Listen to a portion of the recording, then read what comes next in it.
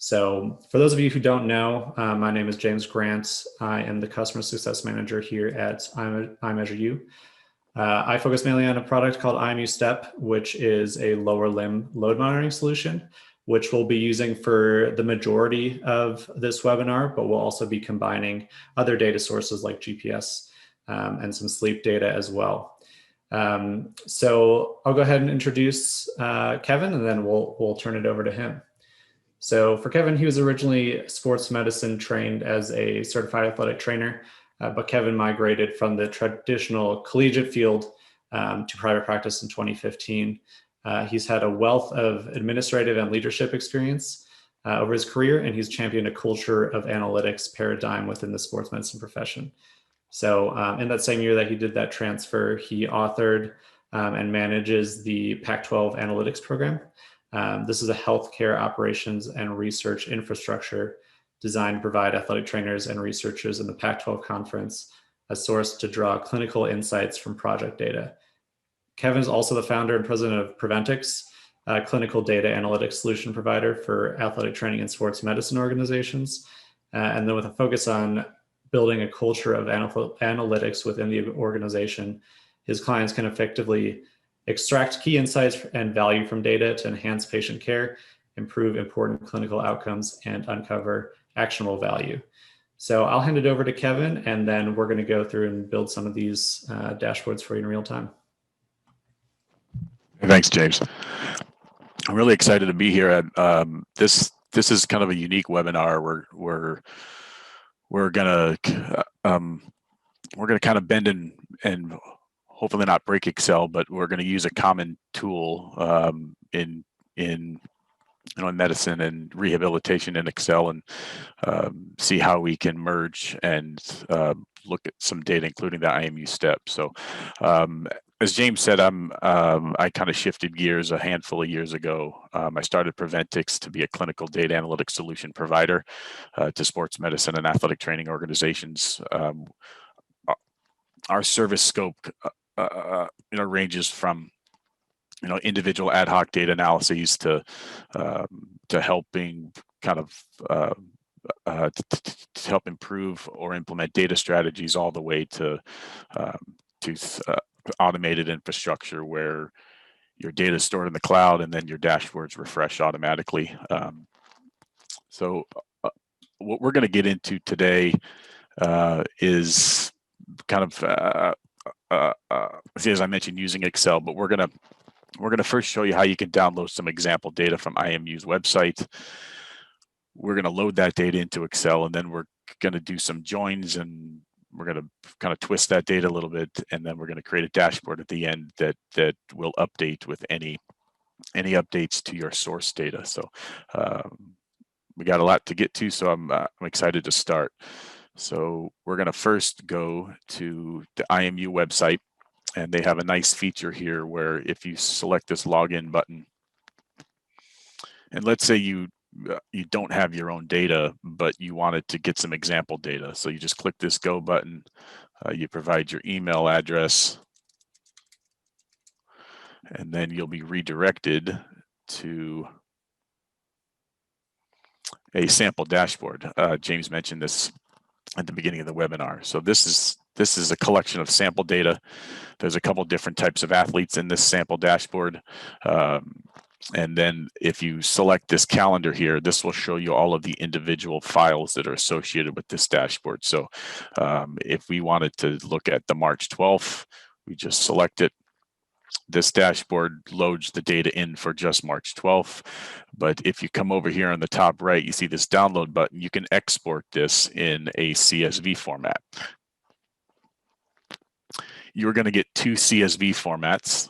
Okay, the first one is the bins and the steps, but for the purposes of this webinar, we're going to be looking at the summary. So this shows all of the bouts that are included in this. And by bouts, I mean when you're working with IMU Step, you can configure each session that you're working with, customizable. But we're going to choose this this runner summary. So I won't bore you with I won't bore you with downloading all 2 weeks of the data. Just wanted to show you quickly how you can get access to that sample data from IMU. So we'll shift gears now to Excel, and we kind of in the background, I downloaded about 2 weeks worth of data from that website. So we're going to load that data into Excel. Okay, so we're going to come up here to the data tab. We're going to select over here, get data from file, and we're going to select a folder. So all of those CSV files are in one folder. Microsoft Excel is going to ask you where that folder is. We're just going to navigate to that folder. And we're going to select open. So what Microsoft Excel is doing right now is it's going to get that folder, and it's basically providing you a summary of what's in that folder. So it's very important that when you're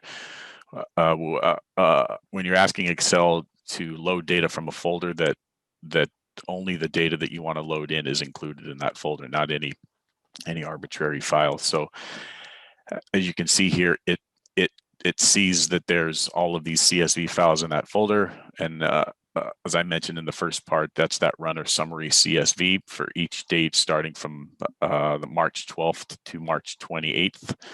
So that's going to be our data range, and I'll explain that a little bit later. But so basically, we want to tell Excel to combine these files. So these are all individual CSV files sitting in that folder. We want to tell Excel to combine those files and load them into a spreadsheet for us. Okay, so we're just going to come down here to this drop-down list and then select combine and load. It's going to do its thinking. It's going to process that query that we just asked, and it's going to come back to you with a summary of the data. So this is what all of those CSV files look like. It has all of our column headers in it, and then it has the data. We're only, for the purpose of this webinar, we're only going to just look at one athlete. And just as a reminder, all of the data in here is fictitious data. It's not any real data. So here Excel is showing us a summary of our file. We have a lot of column headers in this, and we'll get into what all these column headers are. But this is basically Excel asking us to confirm that this is what we want to load. We're going to select OK. And then again, Excel is going to do its thinking in the background, and there we have it. So we just took 13 or 14 Excel files, and through a few clicks, we loaded all of those files into one spreadsheet. And then Excel shows us over here that this is our first query. Okay, but as James said, we're not done. We're going to bring in some other sources of data that we have stored on our computer. So we're going to go up to data again. We're going to select get data. Here we're going to select from file this time, and we're going to select an Excel workbook that we want to bring in. And then we're going to go get our GPS data, which is stored in a separate location, and we're going to load that into Excel. It recognizes the different tabs in this file. We're just going to select the session details. Again, this has our example athlete here. And again, it's the same range, the 12th through the 28th. So we're going to tell Excel, okay, we want you to load this data into a spreadsheet. So there we have our GPS data. We have our second query over here on the right. So we're going to add one more data source. We're going to get some sleep data. And the sleep data comes from a platform called CoachMe Plus. Again, this is fictitious data, but CoachMe Plus is a popular strength and conditioning and performance platform that tracks some sleep questionnaires, some quality of life questionnaires as well. So we're going to import that. And again, it recognizes the tabs in there. We have one set for this IMeasureU webinar. Again, this is our single athlete. And again, if we scroll over, we see that we collected sleep questionnaires in that same date range from the 12th to the 28th. So we're going to load that in also. All right, so now we have our three data sources, right? These are our source data sources. And if the data from these underlying files change and we refresh, then it will bring in new data. Okay, so these are our three working data sources. Now we could start our analysis right now, but what we can't do is we can't look at data across these three data sources. There's no relationship. Okay, so what we have to do is we have to tell Excel, I want you to build a relationship between all of these three data sources. So we're going to come over here to our query, and we're going to right click on our first IMeasureU sample data query, and we're going to edit that. Okay, this is going to open up Power Query, and don't want this to be too technical, and this is probably as technical as this webinar is going to get, but in Excel 2016, I believe Power Query became native in the application, and it's basically a user-friendly, low-coding environment where you can clean your data like an ETL. So those of you who understand, data science, the ETL process is a way to clean data and transform data before you load it into your statistical analysis platform. So Excel is very powerful nowadays. You just open up Power Query, you clean your data, and then you can load it back to a spreadsheet and start your analysis. So for the purposes of this, we need to add a new column, right? We got to add a link between all of these 3 different data sources. So we're going to come up here to add column. We're going to select a custom column. Microsoft Excel is going to open up that workflow. We're going to name it key, okay, because this is just a link. And we're, for the purpose of the demonstration, we're going to link up the athlete's name with the measured date. Okay, that's going to be our unique key for this. Okay, so we're going to select athlete name and we're going to add it to the formula. And this is the most technical part. So we need to convert the date into a string. So we're just going to type in date 2, and then it lists you out different formulas that are available, similar to Microsoft, where you're summing or you're averaging things. The language here is called DAX. It's a programming language that Microsoft Excel and Power BI use, actually. But we're going to select this date to text, and we're going to do an open parentheses, very similar to Excel, and then we're going to select our date. Okay, that's what we're going to join to the athlete name to create a unique identifier for this. Okay.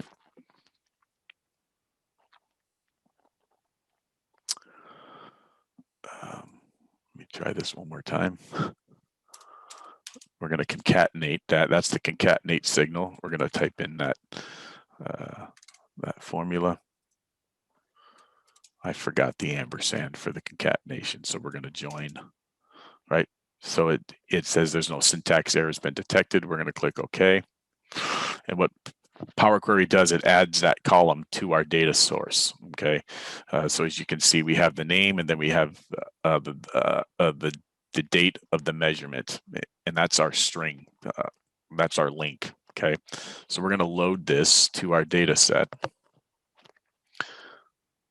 Now, some things happened in the background. You may have saw this 173 rows refresh itself, but if we're on our IMeasureU sample data source, we scroll all the way over to the end of the table, it added that column to our spreadsheet.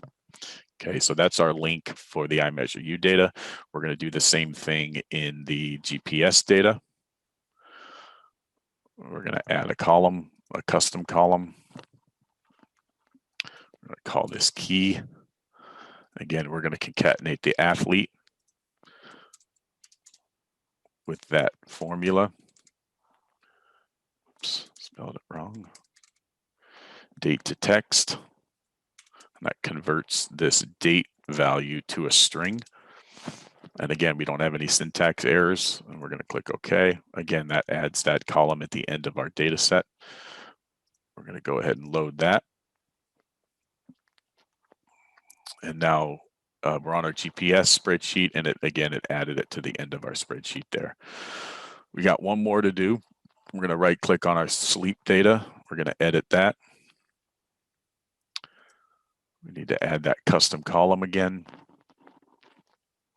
Call this key. Again, so this data set has an athlete variable. We're going to add that. We're going to concatenate that with that same formula. Date 2. And then we're going to select the measured date for that spreadsheet. Again, no syntax errors. Good. Click OK. And again, that added that concatenation. That's our foreign key, as they call it, kind of a data management circle. So that's going to link up the other 2 spreadsheets. Come back and load that into Excel. And then on our sleep data, again, we have that column. So now all three of these data sources are linked together. They have the same foreign key. And for this example, we chose the athlete and the date because that's basically the lowest level of granularity for each table. If we had if we had multiple athletes in there, we would have to have a unique value. As you see here, all these values are unique, right? So that's why we chose that combination of variables. Okay, so now we want to merge these data sources together, right? We want to be able to look across and analyze and visualize data from all three of these data sources. So we have to join them together. All right, so we'll start with our largest data set as far as columns go. We're going to come up to data. And we're going to select that get data link again. And instead of loading any data, we're going to come down here to this option called combine queries. All right, we're going to select merge option. You can append, which just basically means you can add rows to a data set, but we want to merge data sets together. And then there's a small little workflow. So it loads in that your starting data source. We're going to select the data source that we want to merge with. So the first one we're going to do is the GPS data. All right, so the next table down, it summarizes your data. We want to find that key column that we just created. We want to click on it to highlight it. We want to do the same thing for the GPS data. So we are merging these two data sets on this column, right? And if you understand joins, I won't get into the different types of joins, but the left join is probably the default join that most programs utilize. And it's basically saying we're taking all of the rows from the first, so all of the rows from the IMeasureU, and only those that match from the second. And when we say match, it's they're being matched on this key. So that's the default. As I mentioned, there's other kinds of joins. I won't get into that right now, but it tells you down here the selection matches 173 of 173 rows from the first table. So we're good there. We're just going to select OK here. This is going to open up a fourth query. Okay, so we're merging two data sources together. We're going to rename this as IMU plus GPS because that's our merge. And then if you notice here, the Power Query just summarizes this as a table. Okay, so we have to come up here to this little, this little caret here, and we need to expand this to include these data sources from the second source. So if you look here, these are all of the variables that are in our second GPS data source, right? So we want to click on expand here and click OK. Now, if you notice on the left side, this is all of our IMU data. And then if we scroll over to the right in the same row, now we have our GPS data in the same row. So we successfully joined those two data sources on this date. On this foreign key. Okay, so we're going to go back to home. We're going to load this in. We're going to create a spreadsheet with that.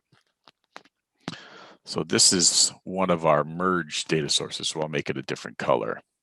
Okay, so that's one of our merged, and again, we could be done here, and we can now look across IMU and GPS. But we're going to go one step further, and we're going to join on that. We're going to join that sleep data also. So we're going to come down here, and again, we're going to combine queries. We're going to merge. And we're going to start, our first source is now going to be that first join. Okay, we're going to select sleep data from there. And again, we need to link these two spreadsheets up by that key. So we scroll all the way over to the end and we select our foreign key. And again, we're only going to be dealing with the left join at this point. So we're going to include all the rows from the first data source and only the ones that match from the second data source. Here we get our preliminary results of 173 rows, and we're going to click OK. So this is going to open up one more query, similar to the last one. We're going to name this IMU plus GPS plus sleep. So this is going to act as our final merge data source. Again, we want to come in and we want to make sure that it's that Microsoft Excel is recognizing the variables from our merged data source. We're going to select OK and expand it. And now we're working with a really wide table. So if we come back here, we see our IMeasureU data. Scroll over, we see our GPS data, and then we see our sleep data. Okay, so we're going to load this in to a spreadsheet.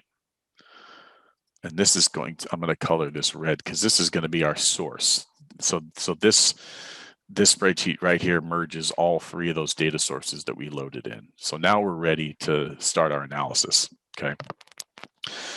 So next step is to build some pivot tables. And I don't know if you guys have worked with pivot tables before.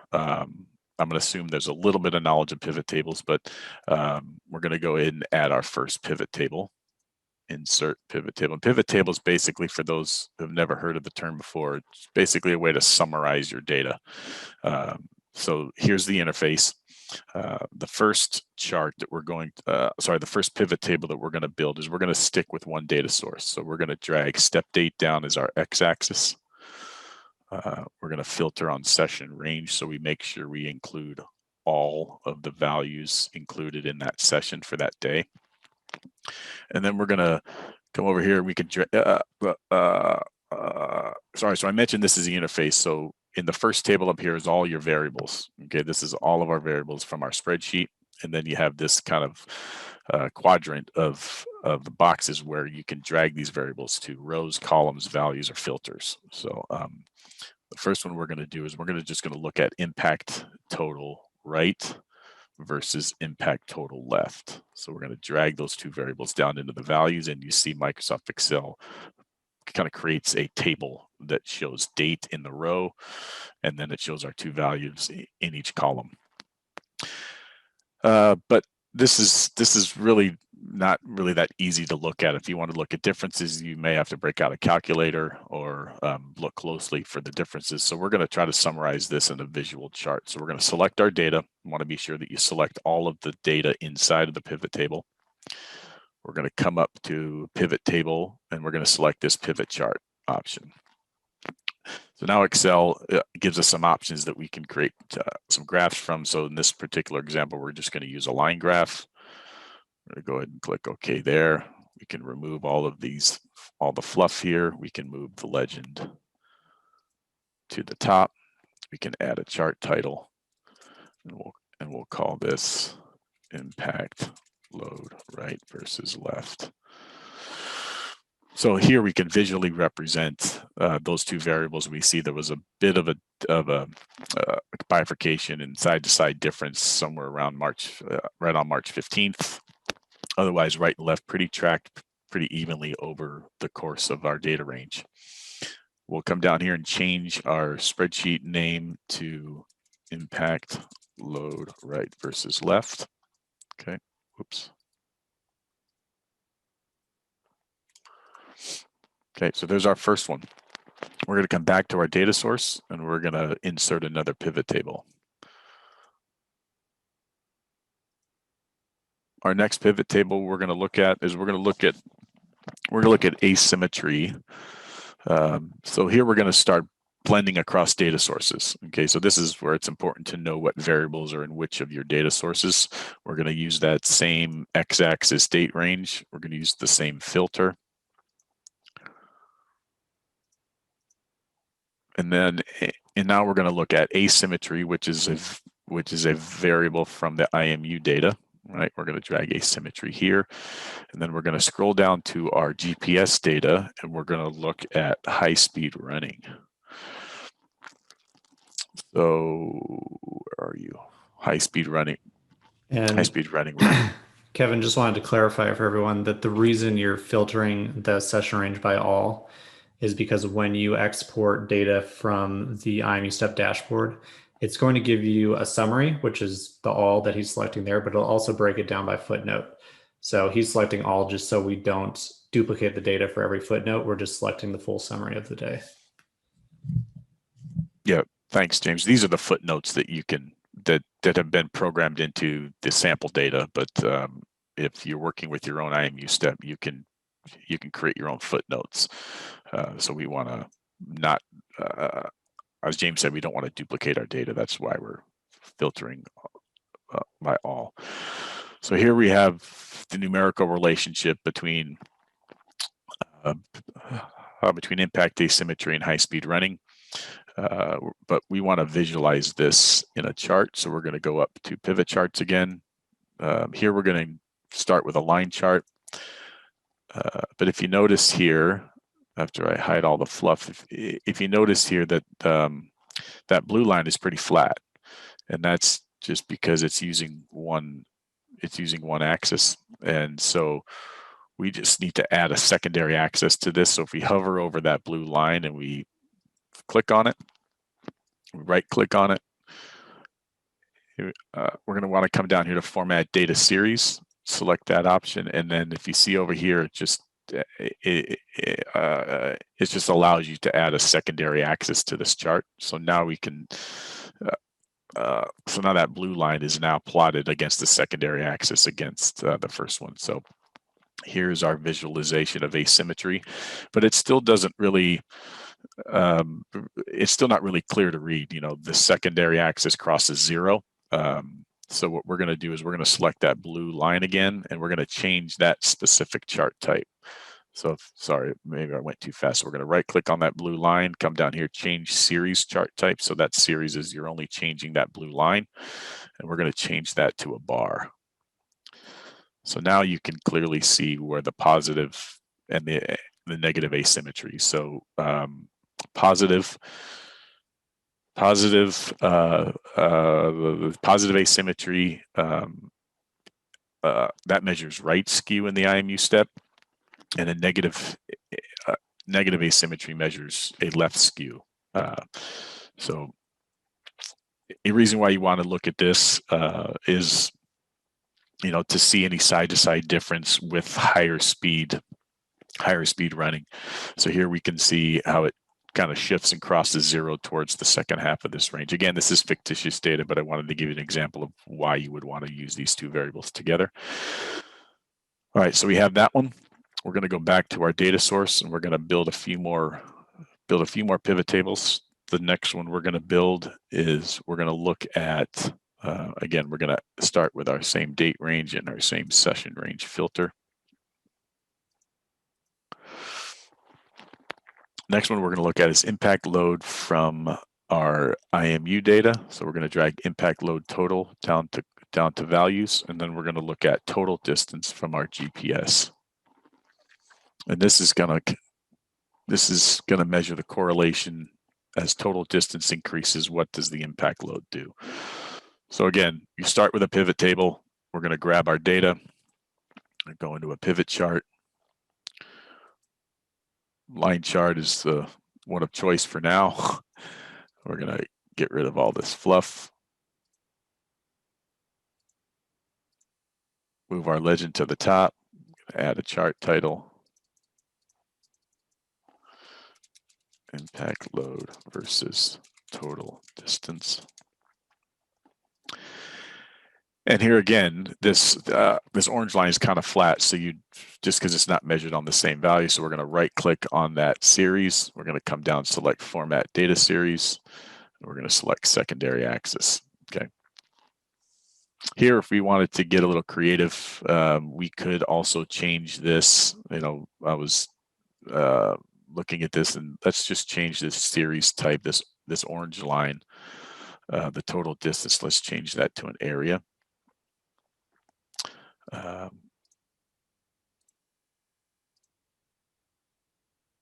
Area. So here we can see where the impact load spikes above the total distance. So there's that one, and we're going to go back and create 2 more. Next one we're going to look at is we're going to insert a pivot table. Again, we're going to start with our same session range and x-axis.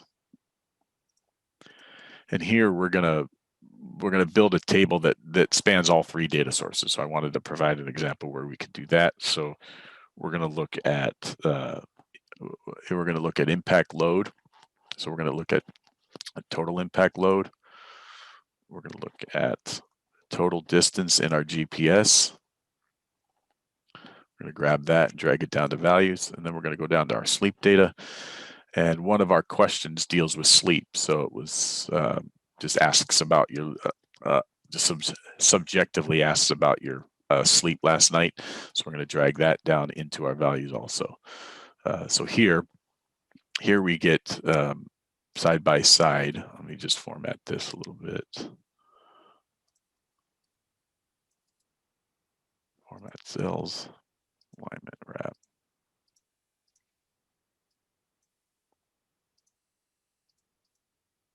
So here we get the impact load for that day. We get the total distance for that day, and then we get our sleep score. So Excel, there is a limitation to Excel. It won't let us plot all of these three. If you get into, I'm sure MATLAB does it, SPSS, I know Tableau, which is a program I work with quite often, allows you to put multiple variables on the same chart. So we're just going to leave this in a table format for now. So we're visualizing the numbers. Okay, I'm going to do that. And then we're going to build one more dashboard. One more pivot table. But for this particular pivot table, we're going to make a change to some of the data that's that we loaded in. So by default, IMU categorizes high intensity steps, medium intensity steps, and low intensity steps. And there's with certain bins behind this. So the low intensity steps looks at 1 through 6G, and then medium is 7 through 14, and high is greater than 15. So we're gonna, I apologize. By default, low I believe is between 0 and 4. Medium is 5 to 12, and then I think high is anything above 12. So we're going to recategorize those. Hey, Kevin, I'll correct you there. So Please. by default, the low is going to be 0 to 6G. Anything classified as medium is going to be between 6 and 21G, and then anything over 21G is going to be high. That's it. So we're going to reclassify. We're going to create new bins for those values. So that's going to involve us getting back into our query. So if we come back over here to our list of queries, we're going to go into that that merged query. We're going to edit it. And here, all we're going to do to create a new bin is we're going to come up to add column.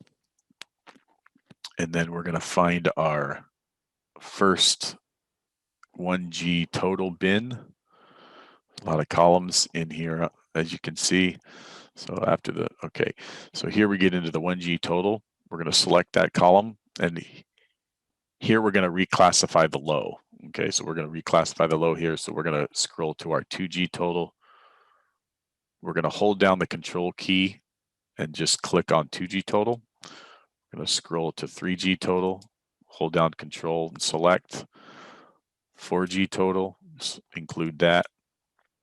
We're going to include the 5G total and the 6G total. Okay, so we have our columns that we want to manipulate.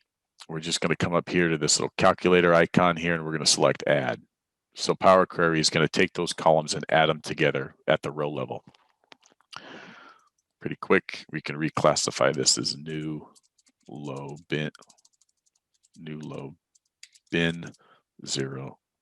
to 6. Okay,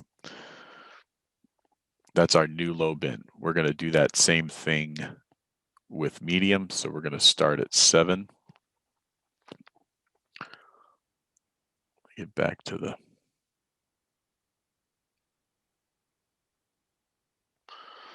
we're going to select 7. We're going to go to 8, hold down control, select the 8 total, 9 total, 10 total, 11, 12,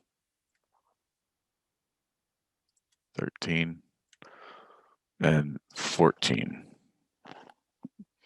Come up here to our calculator and just select add. Power Query is going to add those at the row level. Can rename this to be new medium bin 7 to 14.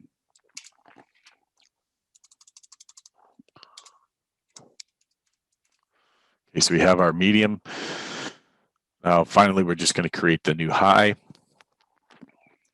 We're going to come back here and we're going to go to greater than 15. So we're going to come back to 15 total, hold down Control 16 total, 17 total, 18 total, 19 total. Once you get up into these higher G's, they start to group them. So 21, 22, 23,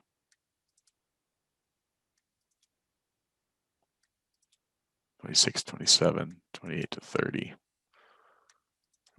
We're starting to get into bigger here. 45 to 65, 66 to 90, 91 to 140, 200, and then one more greater than 200. Okay, so those are all of our high bin columns. Again, we're going to add those together.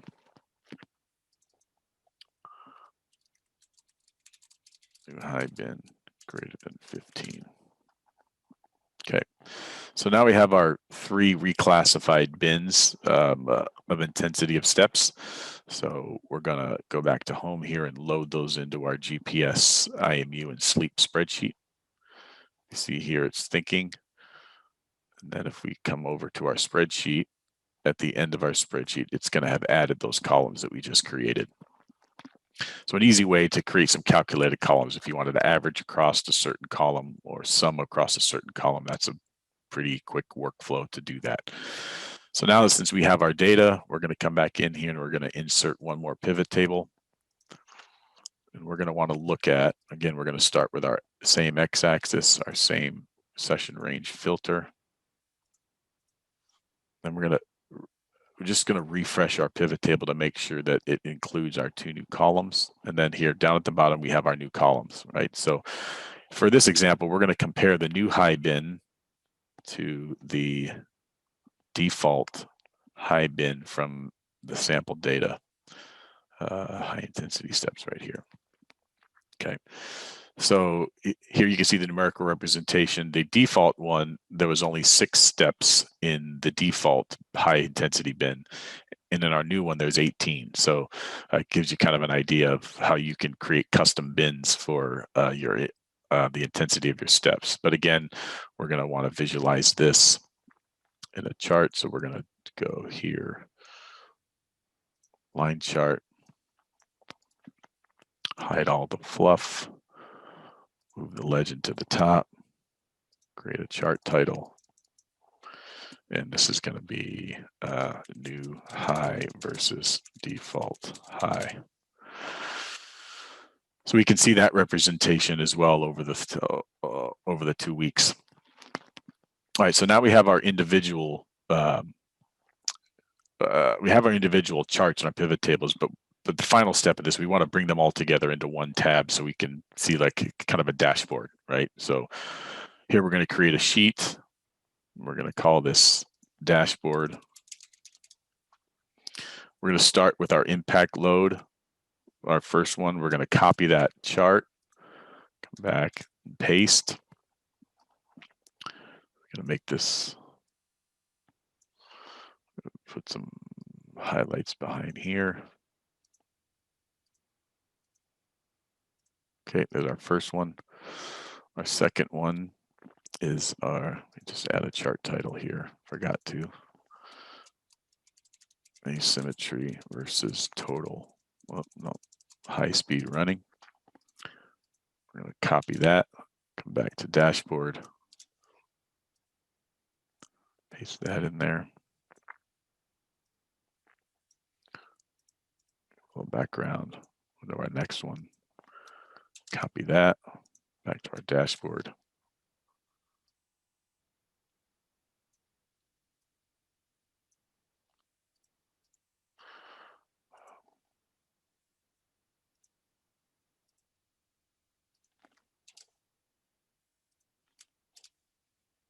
Paste these charts into the dashboard here.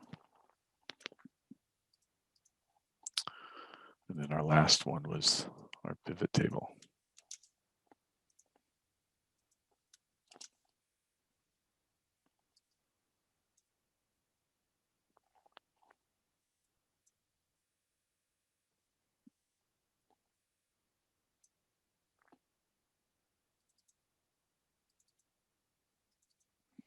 close this. All right. So there we have our 5 charts on one dashboard, but we're going to go one step further here. We're going to come back to one of our tables. We're going to select the pivot table. We're going to go insert a slicer. So we're going to select date range on slicer. All right. We're going to copy that slicer, come over to our dashboard, paste that slicer in. And now what we can do, and this is kind of, this is the last step, but what we can do is we can right click on this slicer. And we can tell Excel that we want this slicer to be connected to all of our pivot tables. Okay, because we have a foreign key relationship, because of all the work we did earlier on, we can connect this slicer to all of our pivot tables. So I don't know if you caught that. So I right click on the pivot table, I come down to report connections, and I select all of the, basically I'm selecting all of these pivot charts to be linked to that slicer. Okay. Now what we can do is we can select one day.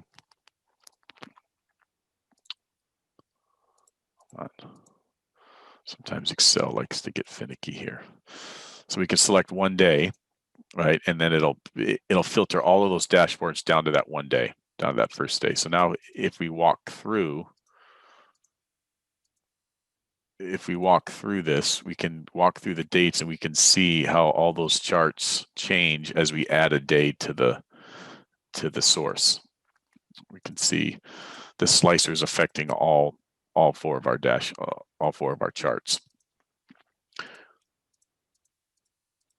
Yeah, this is a pretty straight. This is a pretty low level example, but if you had slicers like a gender slicer, if you had multiple athletes in there, you wanted to slice by athlete, the same theory applies. It's just here we had the one thing that I could show that changes is just a slice by date. So if you can replace this with gender, with sport, if you have multiple sports in your data, but that's kind of how we can make this dashboard a little more interactive.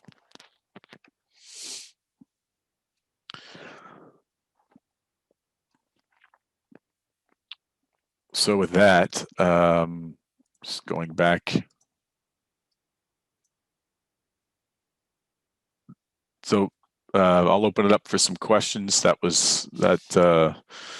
So we were able to bring in data into Excel. We were able to create a relationship between our data sources. We were able to add some calculated columns and then work our way towards an interactive dashboard at the end. So hey, Kevin, got some questions for you. So the first one asks, what are some of the data streams you most commonly merge for sports med practitioners, and where do you see that going in the future? Yeah, really good question. So if you're in the clinical side, obviously your medical record data is going to be a real common data source that you're going to want to get some insight out of. And then, I see a lot of other data streams coming out of the athletic training room, whether it be your pre-participation data, whether it be your labs database, exposures, if you're tracking exposures in a clinical athletic training like setting, that's another real popular data stream. And then you get into more of the peripherals, kind of like the IMUs,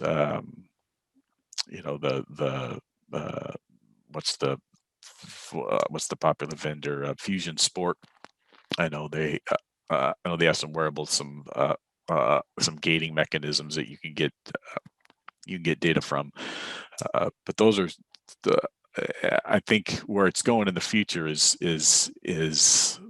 I think the modalities that we kind of interact with as clinicians on a daily basis, at some point they're going to start streaming data to the cloud. I think your ultrasound machines, your eStims, at some point they're going to put a card in there and they're going to be streaming data from it. Those are some so to answer your question, those are some fundamental data streams that we commonly deal with, and then I think moving into the future, you're going to see a lot more, a lot more modalities being able to stream data up to the cloud. Okay, interesting. So the next question I have is, what are some examples of why you would want to combine the metrics that we listed? And Kevin, I can handle this one if you want. Yeah. Cool. Will you just bring up that dashboard so I can jog my memory? All right. So yeah, I mean, just going through one by one. So the impact load right versus left, that is a metric that we show in the dashboard, right versus left, but just a really simple example of why you'd want to see it in Excel so you can manipulate it how you want. But I mean, just the basis besides that is you want to see if there's any differences between how the right foot is impacting the ground and how the left foot is impacting the ground. So that one's pretty simple. Asymmetry versus high-speed running. I think what we want to look for there is there a correlation between an increase in high-speed activities and a change in asymmetry? So in rehab, for example, as you're kind of progressing them throughout their rehab and adding more and more high-intensity running as they get closer and closer to the game demands, how are they responding to that? So basically GPS will tell us how far and how fast they went, and then we can use the asymmetry to get an idea of what the quality of that movement was. And that's kind of along the same lines of why you'd want to look at impact load versus total distance. What we can do there is look and see what the relationship is between their movement and the load that they're experiencing. And with some sports like soccer, for example, it's going to be really well correlated because a lot of their impacts are actually coming from movement. So I've seen some people who even take it kind of the next step and get a correlation figure so that if they do go inside, they have kind of an estimate of what the distance will be inside based off of impact load, where they don't have that GPS inside. And then for new high versus default high, so basically that's just to show you how to do your own custom bins. So the impact bins that we have in Step are standard for everyone. But let's say you're working with, your team is elite sprinters. They have a lot of data that is going to be in those impacts above 21G. So you might want to move their high intensity threshold even higher because most of their activity is going to be done in those high bins. Or you might even want to add another bin of very high intensity. And then I think just for the table there on the right, just a good way to show across 3 different data sources. Let me look at every time. Kevin, do you know if 5 is they slept really well or if 1 is they slept really well? Yeah, sorry about that. Yeah, like 5 is the high score, 1 is the low score on this particular measure. Okay, so if they have a 5, they slept really great that night. Yeah. Okay, yeah. So with that, you could say, okay, let's look at all the ones. How did that, when they slept terrible, how did that influence their impact load and then their total distance? So yeah, I mean, there's a lot you can do with all of these just to start. But yeah, if anyone wants to talk kind of further about analysis, feel free to shoot me or Kevin a question as well. I think we have a couple more minutes. And to that point about the correlation, I mean, if we go back to this particular, if we go back to this and we just wanted to look at a scattered plot, we could select just the 2 variables that we wanted to measure the relationship by, and I believe come in here, it will. Yeah, see, sometimes Excel can.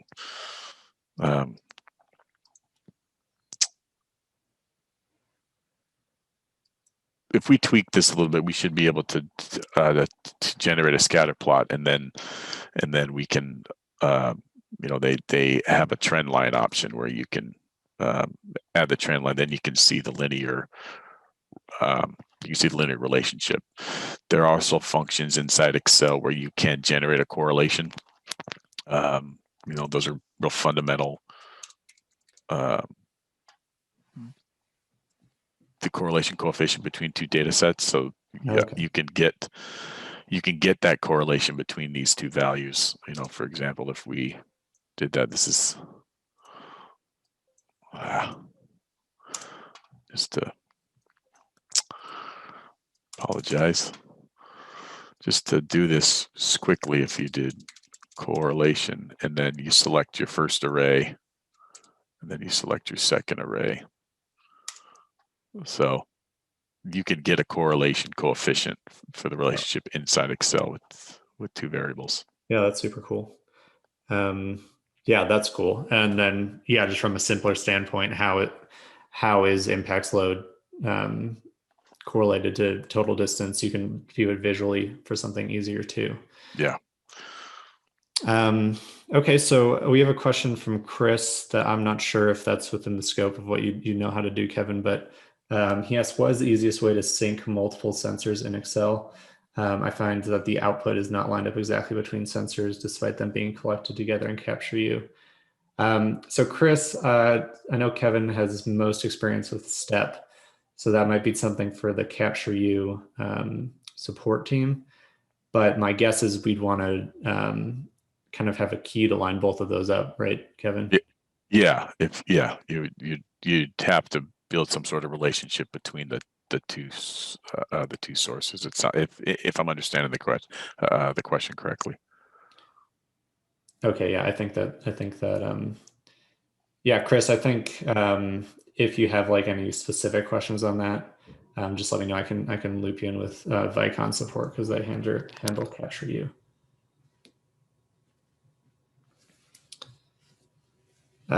Cool. Well, if nobody has any more questions, we'll leave it there. Like I said at the end of this webinar, when you sign off, we'll direct you to the example dashboard in Step.